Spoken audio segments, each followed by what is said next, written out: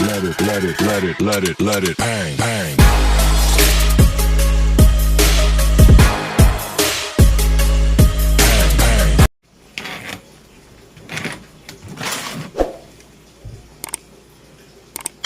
Cái điều khiển nào ta? Cúp CB mà em cái chị.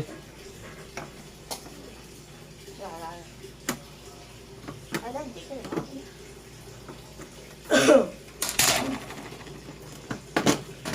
Ồ, nha.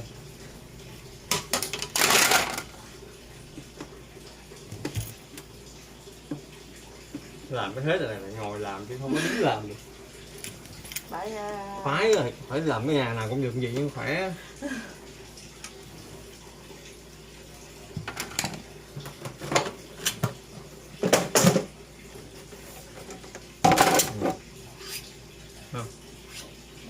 Thấy không?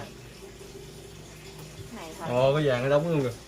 Cái này hôm sau dịch là có kêu ảnh tới. Ủa, cái này là cái ống nước gì ghê ta? Tự chế lại á. Tự chế luôn hả? Chứ trong dịch đâu có kêu ai được đâu. Cái anh kia anh qua anh nói thôi lỡ chế rồi vậy thì thôi xài luôn. Tự chế để xài chứ. Mình sẽ cho bạn thấy cái bí mật trong cái máy lạnh của bạn, từ đó giờ bạn không biết nè. Ối dồi luôn nè. Cái gì? Ủa dơ á. Hết hồn nghe ổ dồi. Ối dồi là hết hồn hả? Tưởng là ổ dồi chứ.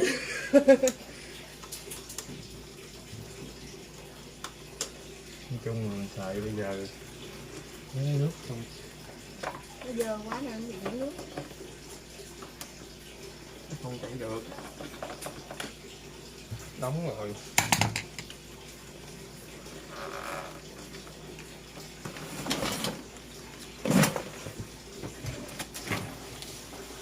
Lấy đại vô một xíu nó không dọn.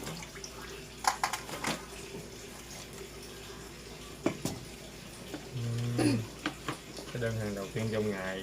Ôi rồi. Ok, không có xui mà. Ê, trời ơi.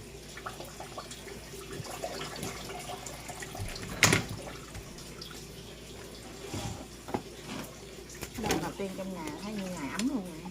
Không có gì thôi chứ. Tại vì không biết. Đáng ra là mình không có làm cho bạn cái gối siêu đặc biệt này đâu. Tại vì mình thấy có bạn có con nhỏ. Mình ưu tiên rồi chứ không ai làm gì cho bạn đâu.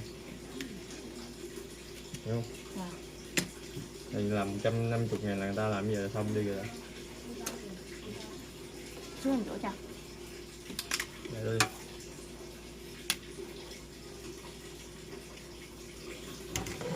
Thấy gì không? Thấy gì không? Quá trời ghê quá.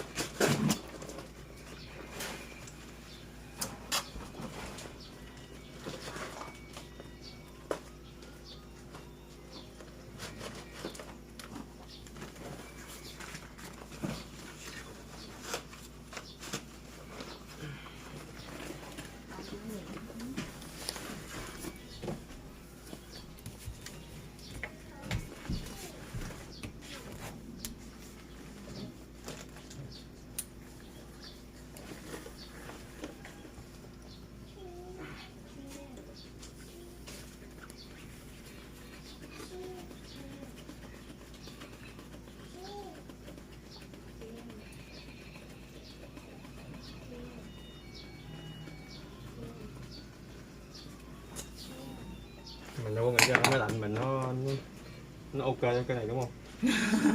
Không em biết nó dơ mà em nghĩ không dơ gì. Không dơ gì đâu không? Dơ chứ.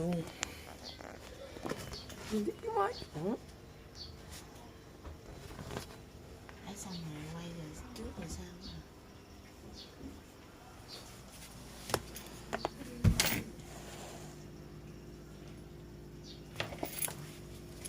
Hùng làm điên.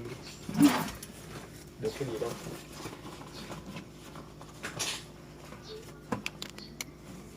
lúc quay lúc quay chứ không cũng không có làm được, thôi không ok á. Không, nhiều khi mình quay vậy chứ chỉnh nó khác. Em nhiều khi em quay bừa nhưng mà chỉnh ở clip cũng ok lắm. Quay gì hả, cũng quay ha. Em chơi tóc. Có chồng em chơi YouTube rồi. Có bán hàng không? Đang đăng ký bán hàng này. Phải đăng ký rồi. Phải đăng ký. Thấy chưa? Thấy nó khác không?